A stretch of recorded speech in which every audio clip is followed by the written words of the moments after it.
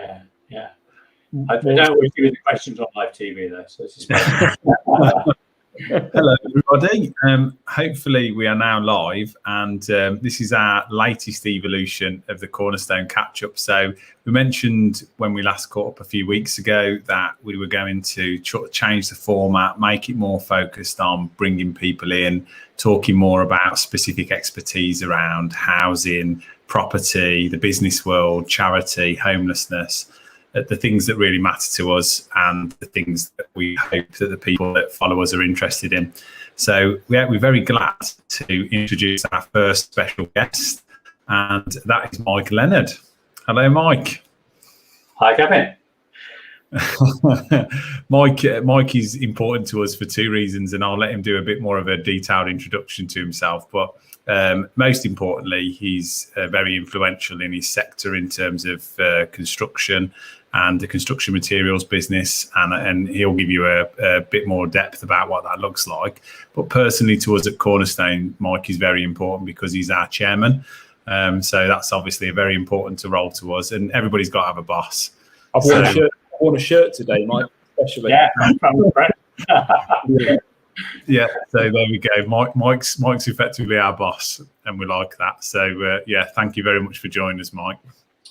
Thank you for the opportunity, Gavin and Dean, and I'm very pleased to be able to answer a few of your questions. But moreover, I'm really pleased to be part of the Cornerstone Partnership team, which is it's a very exciting project that you're involved with, and it moreover it's giving something back to communities, which is very valuable.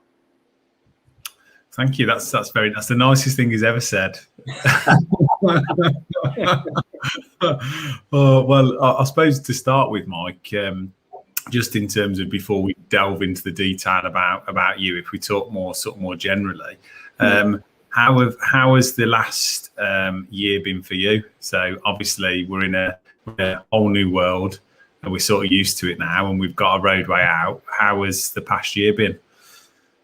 A bit of a roller coaster, if I'm honest, Gavin. I mean, I think for all of us, there's quite a bit of shock and probably unseen anxiety that sits behind what's been going on, because quite clearly, it's been a terrible time in lots of respects, and a huge number of people have lost their lives.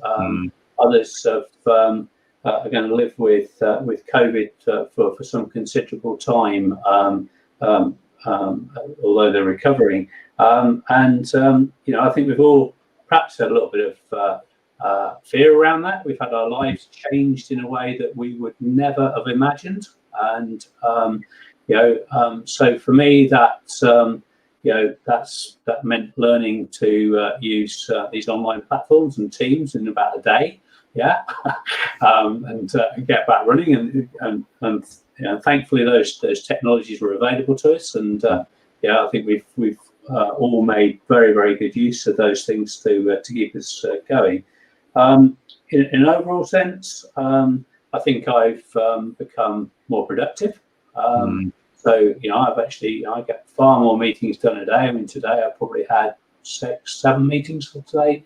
I couldn't have done that if I was physically moving around the country to do it. I just couldn't have achieved it. And so in that sense, I think I've become more productive. But I miss the social contact. I miss being out there. I miss the side meetings, the things that happen in the corner of the room where you sort of say, well, come and have a chat about this or whatever. That doesn't happen quite so much in this forum. And what I don't miss is the travelling, if I'm honest. I was travelling 2 or 3 days a week to London on those commuter trains from Solihull and West Midlands. That's something I could well do without. I haven't been to London since March, would you believe, last year, and I wouldn't say I'm missing it, but I'm told that Boris has told me I've got to go back. So, so there you go. That's great. And how do you feel about the announcement with the roadmap? Obviously, it was a big day on Monday, sort of hearing about that. Yeah, so cautiously optimistic, I think, would be my stance on it. I do genuinely believe that we've got to take things at a level, and when I hear about, and this probably won't be very popular with some on the call, but when I hear the mass pop concerts are back on in the summer and everything, I'm going, whoa, hang on a minute, are we sure that we've, because I don't want another year like this, so I don't want to be plunged back into what we've been through.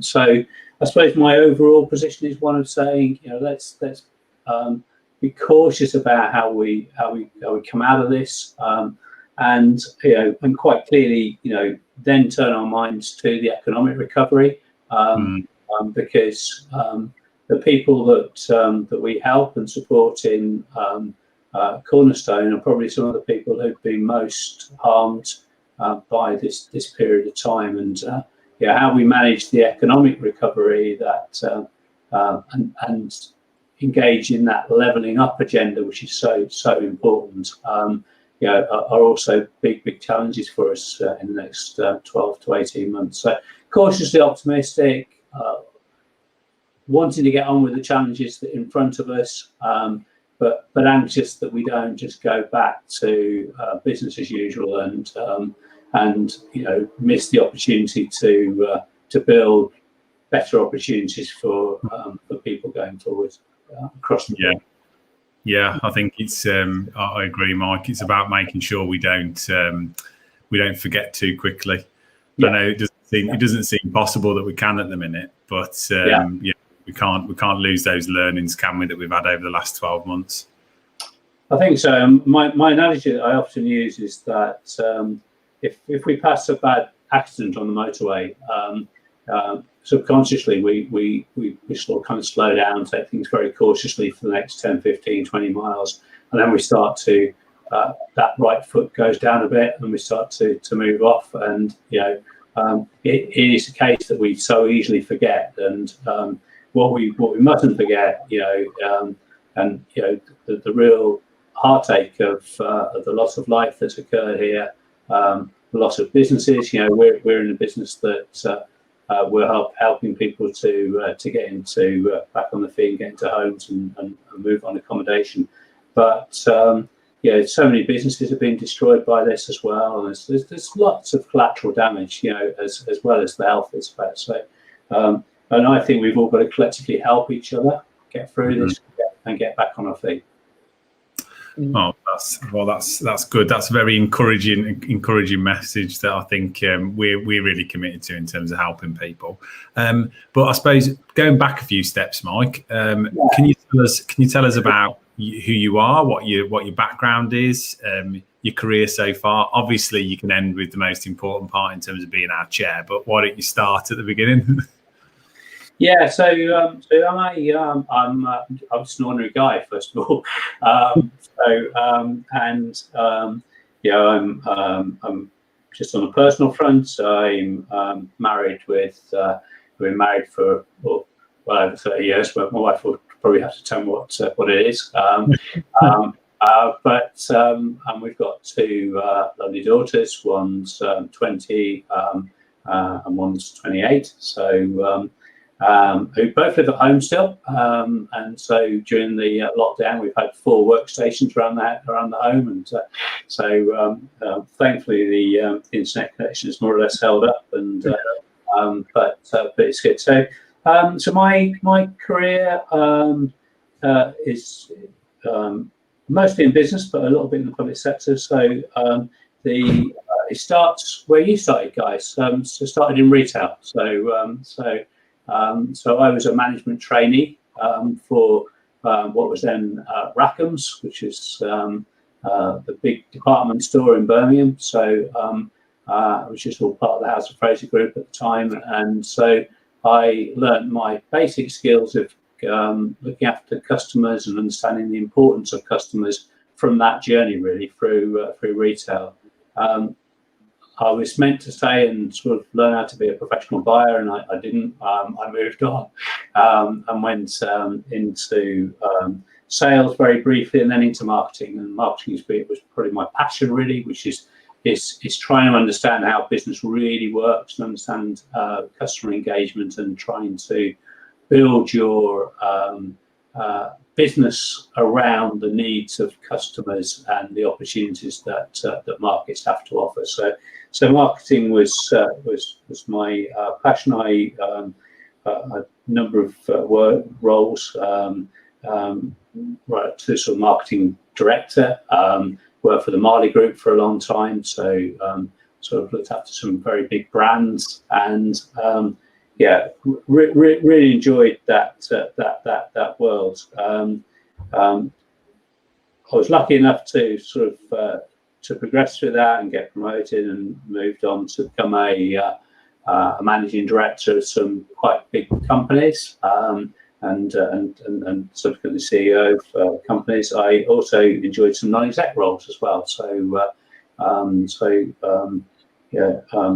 That gave me a different view of the businesses, so I could see, and some of those businesses have been very successful and doing really well, and some have been more of a struggle, along the way.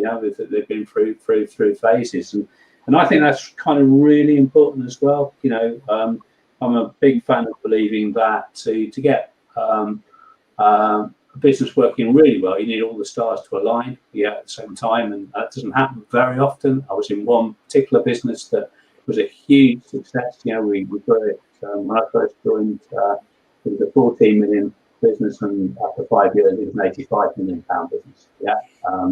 And sold. A huge success for the guys, young guys that are involved with that, and I was there as their sort of non-exec mentor throughout that process. But people don't necessarily go on and do that again. That's the moment in time. All the things happened that's right, and so you do need. So I think my big learning curve really is that that it's about everything's about people, first of all, and nobody's infallible. I haven't met the perfect leader yet. We've all got our weaknesses and our strengths, and and therefore it's always about team. The word team is critical to me in the whole mix. Currently, I run a business called the Building Alliance, which reaches across industry, does a lot of work with government on building regulations, and works with all the major manufacturers and house builders in terms of how do we solve the housing crisis, how do we build better homes, and that's spreading into the retrofit agenda in a big way now. I've just come off a call now, I'll talk about retrofit, because that's the big prize coming up. What else do I do? I'm visiting professor at Birmingham University. I've been very proud to be part of that organisation for the last 5 years, and we're my job is to kind of as well as do a little bit of teaching, but we're kind of building new opportunities, new courses in fire engineering, in home building, and we're also running sort of major research programs on indoor air quality and overheating and all those sorts of things. So tremendously wide scope of work in the university that I'm involved with. But I find it very interesting. I find it, that how to make academia work with industry, and particularly another passion of mine is how do we drive the apprenticeship agenda. I am not content that the only solution, the only answer is 3 years at university. I think apprenticeships have a fantastic role to play, and which can include university, of course, includes high-level degree apprenticeships, part-time degrees alongside working in the workspace, and so I'm driving that agenda within Birmingham University at the moment. I suppose the other things to mention, obviously, I came to Cornerstone through Technolink, so I'm a senior consultant in Technolink on construction, and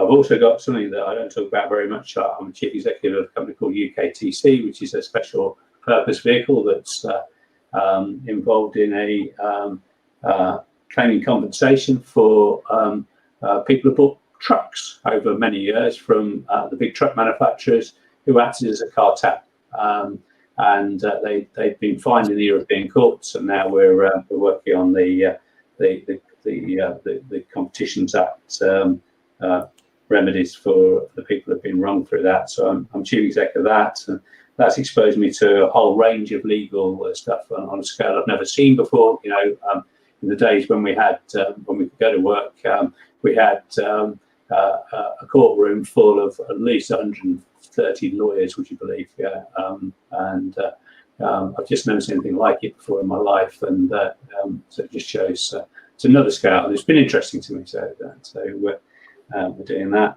And then finally, in my own time, if you like, I work as a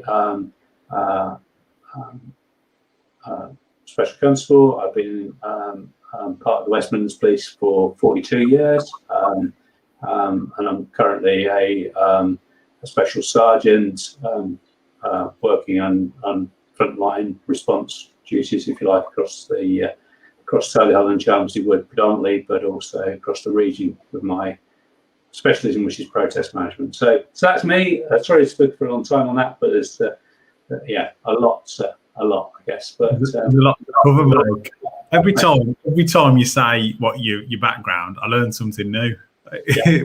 I mean, I know this little standing joke, but I never knew anything about the truck compensation piece. Yeah. I don't talk about it very much because it's been a little bit under wraps. It's less so now because of where we've got to on it.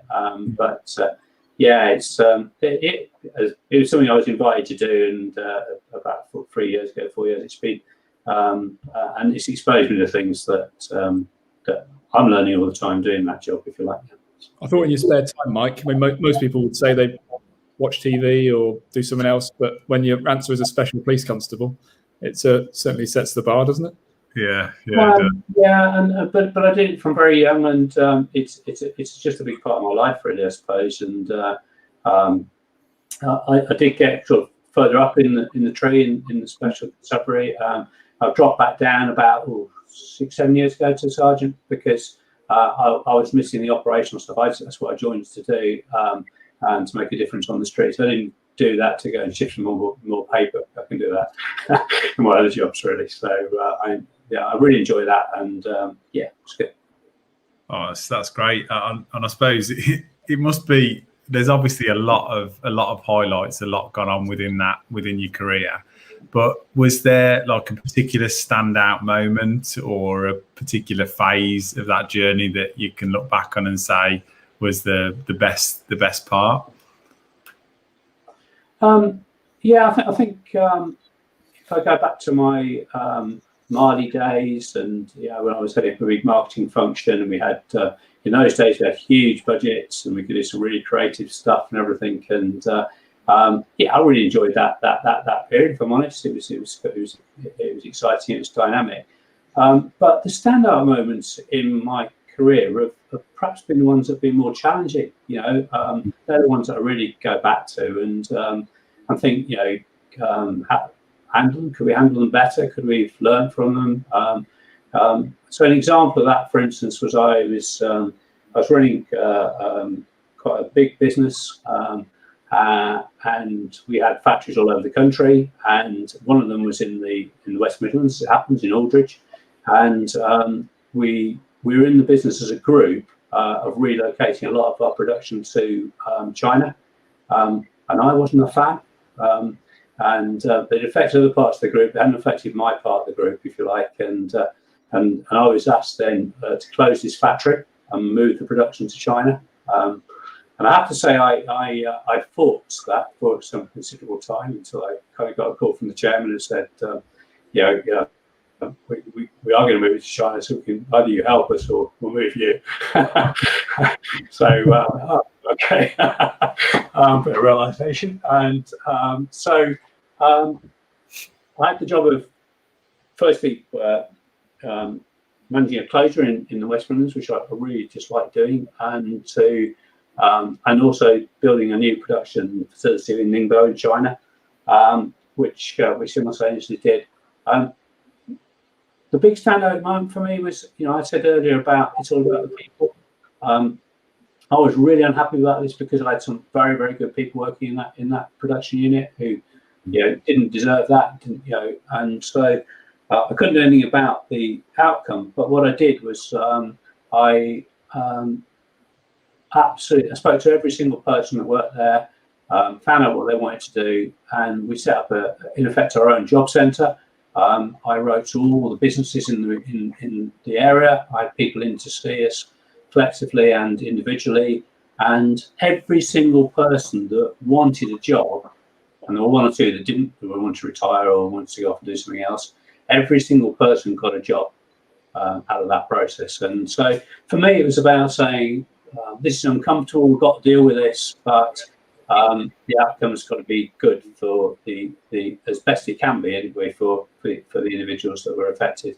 So it's those type of things. I have numerous examples of that type, that says to me, these are real challenges that face us along life's pattern.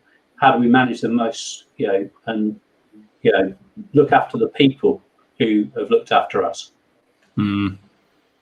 Yeah, absolutely. Yeah. It's interesting that you shared I suppose a challenge. That's just good to hear, because that was going to be my next question, just in terms of those challenging parts. Yeah.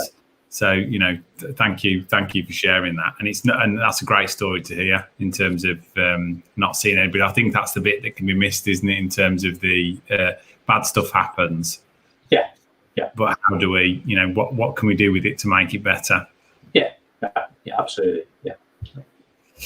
So if we wind forward, Mike, to sort of building the housing market, some of the comments you made earlier around some of the work you do with the Building Alliance, and obviously, wanting to look at the housing crisis as you mentioned it. What are some of your observations there? Like a specific question, if we take the social housing market, you spent a bit of time with us, but you had experience in this sector long before you met us, of course. What are some of the triggers? What are some of the things you'd like to see maybe over the next sort of 5 years that you think might address some of those concerns? Okay, so we've massively neglected social housing, first of all. Yeah. Ultimately, things like the right to buy and all the other schemes that came along.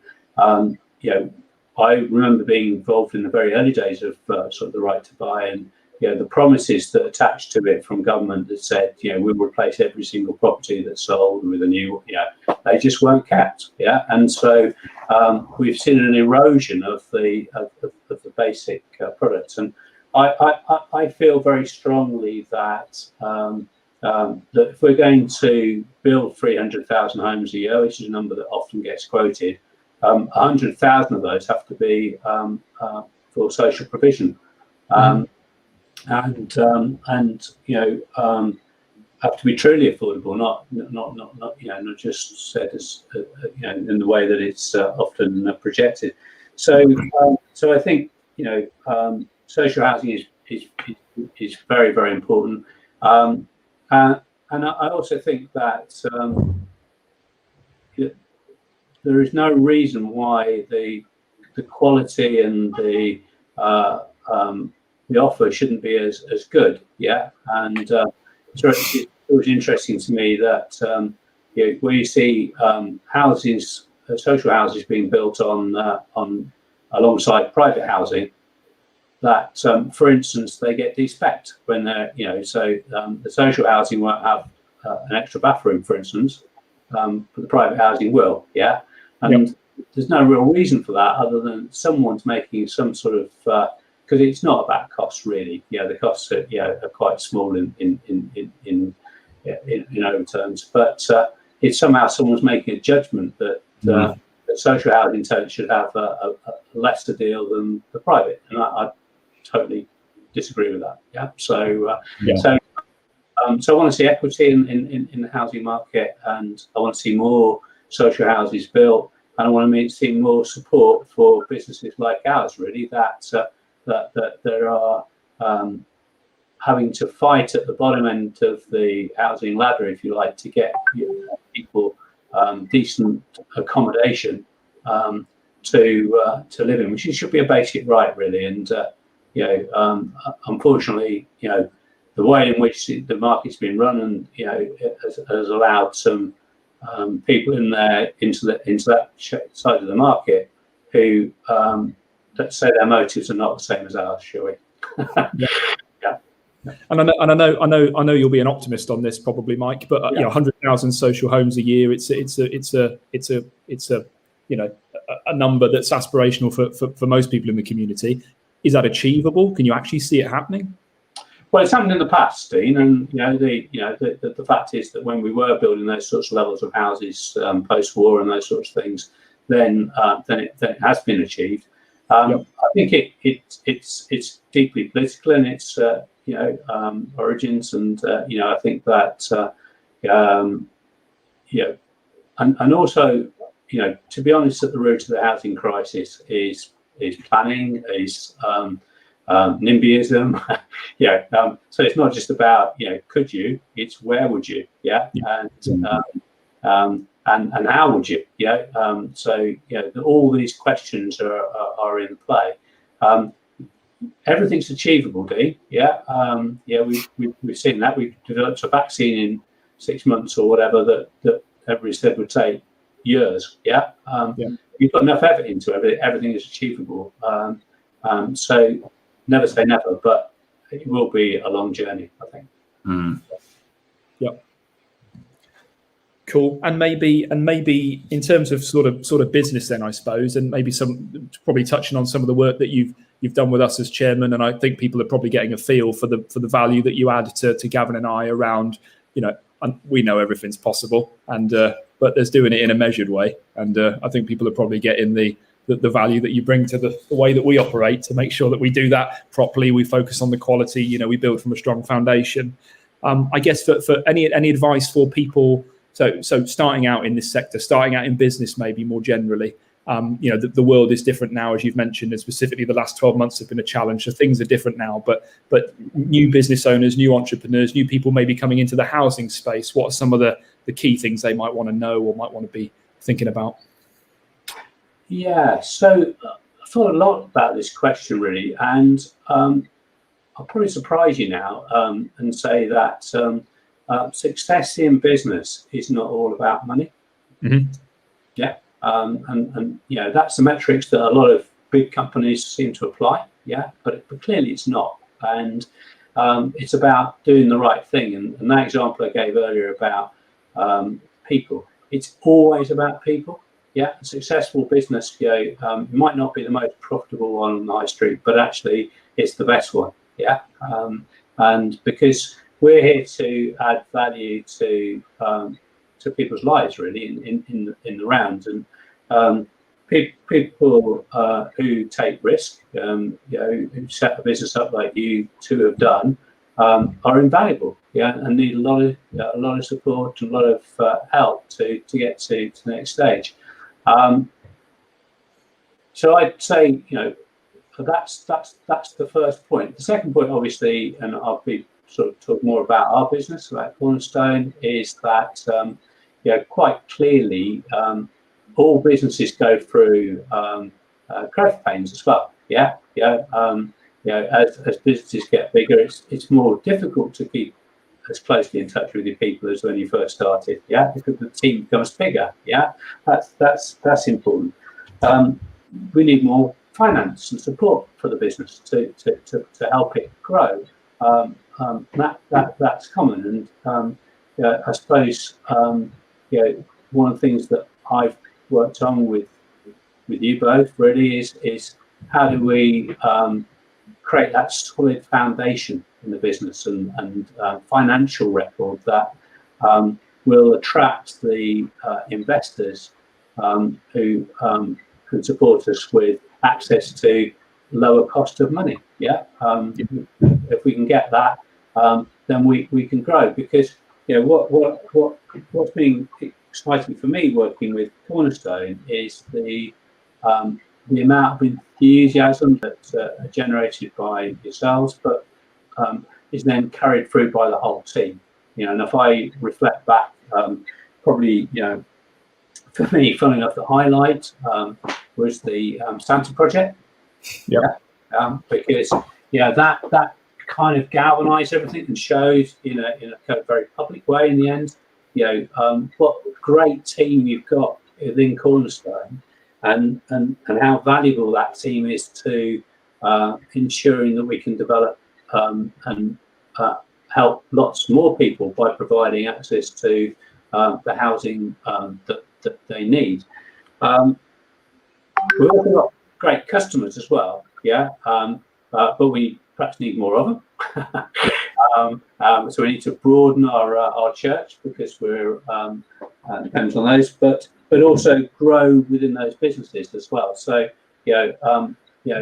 I think as we look forward to 21-22, this is our big year. And I'm in the budget year 21-22 from April. This is our big moment, and it's a bringing together not just of the financial aspects that underpin any given trading period, but also the way in which we think about our market, think about our customers, drill in and create those channels that we've been talking about, and really start to understand about how our business works and how we can grow our business, and in doing so help our customers, who are generally local authorities or housing associations, sort of a community housing group, for instance, that we're talking to. We can help them fulfil their objectives, and which is to support the wider community. So, I think I'm hoping that we'll all come together at some point, and we can have a half-day event around the new budget, and really underline the importance of everybody playing together as a team. So I'm really excited by that next year opportunity. Yeah, I think that people focus has always come out, Mike, in terms of the conversations we've had, and then the sort of guidance within the board. And I remember that being after health and safety, your number 2 point. And did you see how I got health and safety in there, Mike? Yeah, well, health and safety was about the people as well, really. That was our first thing that everybody comes to work and goes home in a safe and proper way, and that's clearly our responsibility, and something that I feel very passionate about, that we make things safe. And we've also got the sort of the development project next year as well, which is very this year, rather in this financial year, but it's very exciting. That's taking us into new territory, and again, I'm really clear that we see that as a demonstrator, an opportunity for us to learn, but we build things that are pushing the boundaries a bit, but are safe, and that provide comfortable living, and that goes back to lots of my work at the university as well. That how do we do that? How do we make sure that we build things that provide a legacy as well? In the housing market, I see at the moment I'm witnessing a lot of short-termism. People are saying, "Oh, I'll tell you what, we'll just put these porta cabins in place and that solves the housing crisis." No, it doesn't. It just knocks it back 20, 30 years and causes the next crisis. So, I look around and I see beautiful buildings that have been created. And in fact, on that Tamworth site, we're going to reinvent a building that was built many, many years ago. Yeah. Isn't that great? Isn't that, that's recycling, and that's real sustainability for me in terms of the climate change agenda. Yeah, we talk about this a lot in terms of just that feature of waste, in terms of like using what we've got, making the most of what we've got. I think your points there earlier, Mike, around some of those key lessons. I know you've talked to us a lot and worked with us a lot on sort of business resilience. I know that's a key theme in terms of, we want to be here for the long term, for the benefit of the residents and the customers, and make sure that we're here to do that over the long term, and having those structures, and I'm talking about these things because maybe some of the guys watching, might be sort of entrepreneurs or starting out in business or whatever, but then that transition from having those crazy ideas and running around at 100 miles an hour to actually building a business that's got that foundation and resilience. I think that's the real journey that we felt like we've been on with you over the last 12 months is thinking and operating like a big business. It's that mindset shift. Well, I'll use the development project as an analogy, if I can, and say that, whatever we do with that development project, we have to build it on sound foundations. Yeah. Otherwise, it's all going to come falling down. And that's why often in life there are no quick fixes. We have to do things the proper way, and whenever we cut corners, they usually come back and bite us. Yeah. So, that's great.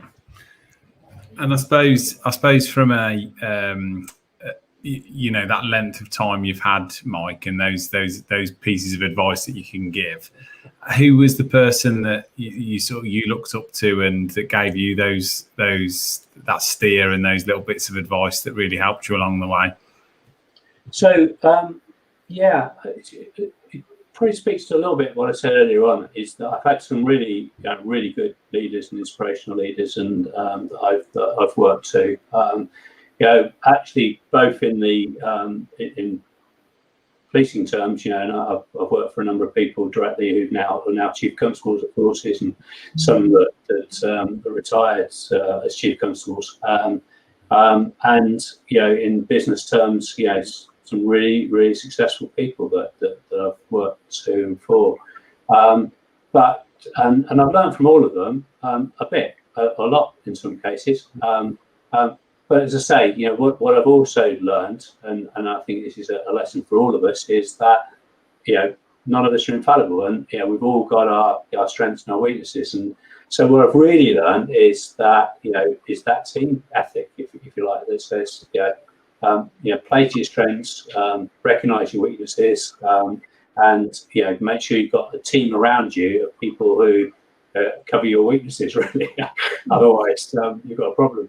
And so that's what I've probably learned most. I suppose there's one guy that I can think of who I was very successful. He hasn't been successful since, because he made so much money that he couldn't fail to be. But one of his strengths, which I've never really been as good at, and I'd love to be as good at it, was that, and it became even when it became quite a big business, he knew every individual very, very well, and he knew about their families, he knew everything, and he was just better at that than me. And my memory is not good enough to do that. It's not that I don't want to; it just isn't good enough to do it. And he was brilliant at that. So I also like that. Yeah. That's I always struggle with that. That's one of the things that I could be definitely better at. It's just remembering names. Dean's got a photographic memory. Well, so he says. So he he doesn't forget very much. It's a problem, actually, because you get the name right, but then you can't remember anything else. So it's sort of really, to be honest. I suppose in terms of Cornerstone, now I know you've touched on a lot about how you've helped us and the sort of main focus areas for us as we go into 21-22. What about your actual role as chairman, and why do you think that's important, and why was one of the first things that we spoke about, building a board and having that structure there? Can you tell us why that's important? Yeah, I mean, whether it's me as chairman or as somebody else as chairman, I think that having the board there is really important, because it allows us to show the outside world that we're doing things in a structured and professional way. And when we seek to win new business or to seek new funding, that's the sort of things that people look to. They look for that level of accountability, they look for that sort of structure, they look for whether that business is truly resilient. So I think in those terms, I think it's massively important that we have that, and we've moved to structured board meetings, all the things that we're doing. That I mentioned growing pains earlier on. Sometimes they weren't necessary in the very early days. You just go on and do it. But that formality and that structure and that reference, I think, is really important to come back into as we grow the business to the next stage. I also think we've got to increase and increasingly understand our market and influence our market and get up the tree. So what I mean by that is that where we're dealing with Coventry City Council, for instance, and Eton, are we dealing at all levels? Is our value fully understood? And I think that's possibly a role that I can play to articulate that and get us away from the sort of operational, functional stuff that is underpinning all that. That's reasonably successful, but articulating and get the value understood throughout the chain. So hopefully I can bring some of that to the party. And you mentioned several times the word help to you, but I don't see it that way. I just see it as just being another team member who's able to critique, to challenge sometimes, because if we don't challenge each other, then we're just a mutual appreciation society. Well, they don't usually do very well. And to apply alongside all the other great brains in the room, and when I'm in the room, I mean in the company, thought process. How can we do things better? Because life's. I mean, for me, life's journey is about continual learning, and continuing to progress, to develop, to get better. And that journey will never stop. And we've got to just keep learning off each other and recognizing good ideas and good practice that we can incorporate. Great. I think thanks for that, Mike. I think the next question that Joe's put in there was, he was just trying to catch us out, which was, what were your first impressions of me and of Dean when you joined? I wasn't going to ask that one. You know what I'm like. I'm a stickler for going in order. So thanks, Joe. Hopefully you say fatter. Hopefully. Yeah. Dean's written down here.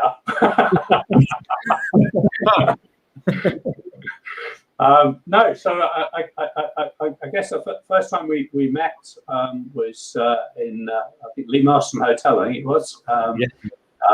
And obviously pre-COVID and all those stuff. And I remember sort of reflecting on that meeting, thinking, oh, interesting business, what a great idea.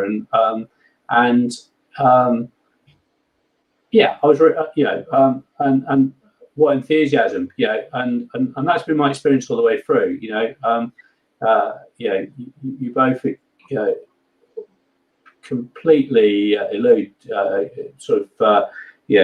project enthusiasm at every stage of the way. And I suppose part of my job has been to sort of quell a little bit of it occasionally. So great idea. I'm not, one of my sort of weaknesses, if you like, is that I continually come up with ideas, and only sort of 1 in 20 are worth even having another look at, really. And you guys are the same. You're really enthusiastic, really coming out with stuff, and what we've got to do is filter those and say, where's the most productive, where we can get best return on those, because they'll be in there, but we can't pursue everything that comes up with. So, I as I say, that first impression was one of, love the enthusiasm, love the desire to succeed, love the social purpose to what, to what's driving that agenda, how can we help make it happen? I suppose just my first impression. Very kind. Good answer. Oh dear. What about some quick fire questions then, Mike? Are you up for these? Go for it. Yeah. I've got a couple here that Joe suggested. I don't know what the outcome of some of these are. This is an interesting one. So, when the world opens up, would you go on holiday first, go to a pub or restaurant first? Which one? Well, I guess it won't be holiday. It'll be a pub or a restaurant, I guess. Or a restaurant. Again, I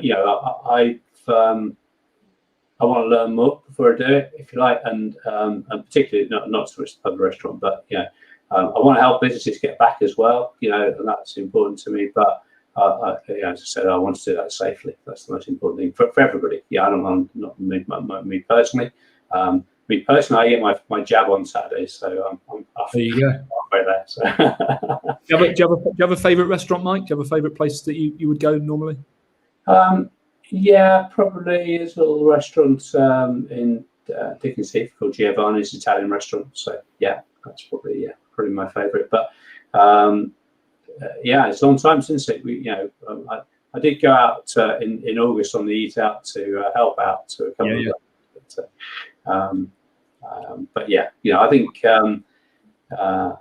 more important to me is that we get our economy back moving for sure in a safe way. Cool.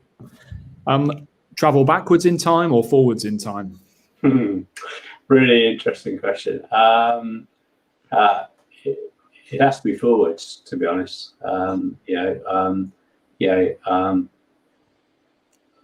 You can never go. Well, I don't think going backwards is at all helpful. So let's go forward and have a look, see what it's like. I like it. Have you got any, Gav? Any on the list?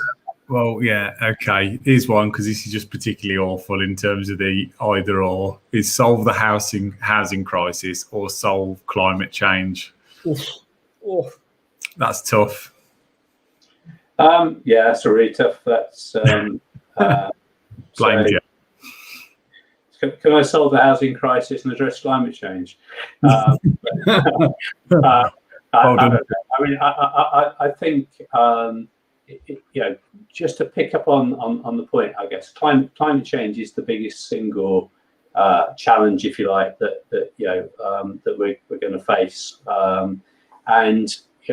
What I feel about that is that we've got to face it in such a way that, and deal with it in such a way that we bring our people with us, we bring our businesses with us. I will not be happy with a solution that says we just import carbon from somewhere else and say, aren't we clever? We've solved the problem. We haven't. I think it's really important that our manufacturing businesses come along with it, build our opportunities.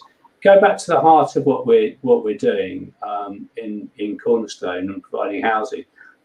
It's only part of the jigsaw, isn't it? And I'm a massive believer that fundamental to people's needs and life requirements is a job, and work, so they can earn money, so they can pay their bills and feel valued in whatever role they choose to do. And I think that the climate change agenda, the retrofit, 26 million properties to be retrofitted, and all those sorts of things give fantastic opportunities. But we must embrace those, and it must all be about jobs. I was on a call this morning where people are sort of talking about almost ways in which we can avoid creating the job opportunities and go around it, and it's just completely wrong. We've got to get people into work. It's going to be interesting because I think it was you actually that passed on the government's 10-point plan to us, the environmental initiative a few months back, and we had a look through that prospectus, and the amount of employment that's going to be required to grow those sectors is phenomenal. It's hundreds of thousands, if not millions, of people that are going to be needed, and it's not that far away. Some of those commitments are within the next decade, so something's going to need to happen to get that skill base there. Pivot people from certain objectives or regrow that economy. So you're absolutely right. I don't know. I don't think you can get away from it, really. I hope not, and I don't want to get away from it because that gives people good jobs. Then that's a win-win, isn't it? Yeah, and so I want to hit that head on. And one of the initiatives I'm working on at Birmingham City University with Reed Group is that we're launching a project called I Built It, and that's all going to be about connecting young people. We've got a video to go out to all Year 9 students in the West Midlands, tell them the dream of a career in construction, connecting them then. We're going to try and build the biggest network of construction businesses anywhere in the country, in the West Midlands here. And Reed are going to provide all the job boards and everything. We're going to try and connect people to jobs and work placements and work experience. And for me, that's fundamental. That what do we need in life? We need a job. We need shelter. we need a future. Actually, we all need that. That's those that education helps you get that future to some extent, but not just university education, vocational education, giving people skills that they can work with. So those are all part of the challenges and excitement for me. So I can't choose between climate change and solving the housing crisis. That's unfair. I wouldn't really expect you to.